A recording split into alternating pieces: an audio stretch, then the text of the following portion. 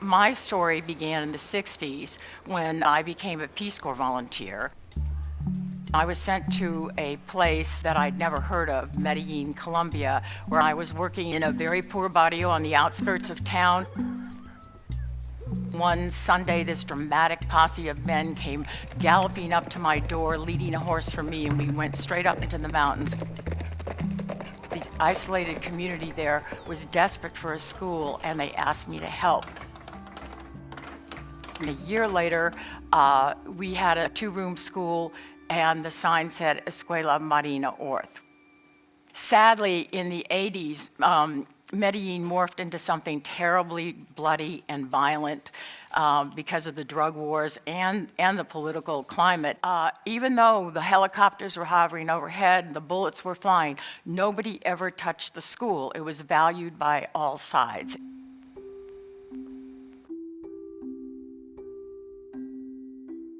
I thought it was safe enough to go back. In 2004, the Secretary of Education summoned me into his office, and he said, "Marina, these kids have no chance to compete in the 21st century unless they know technology, unless they know English. Will you please help us make your school the first public bilingual school?"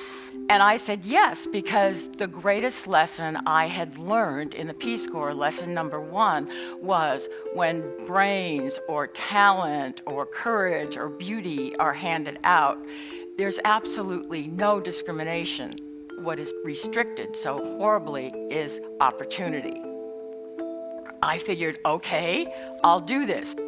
That was really lesson number 2. Optimism is a conscious choice. Yes, we can.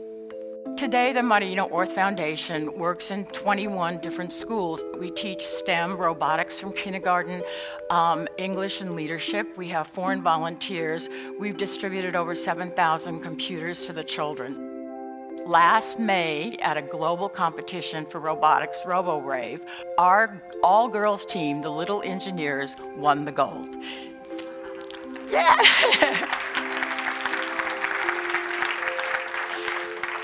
They beat the boys from Japan, China, the United States, India, and Mexico. So, we also teach dropouts, hardcore dropouts, age 14 to 25, how to make apps, how to design websites to try to give them real possibilities for employment. There's a huge deficit of programmers in Medellin. This has nothing to do with charity. We are creating economic development. We are creating GDP value. We are training the future leaders and the future workforce of Colombia. And we are giving them the skills, I think, necessary so they won't fall prey to authoritarianism on either the right or the left.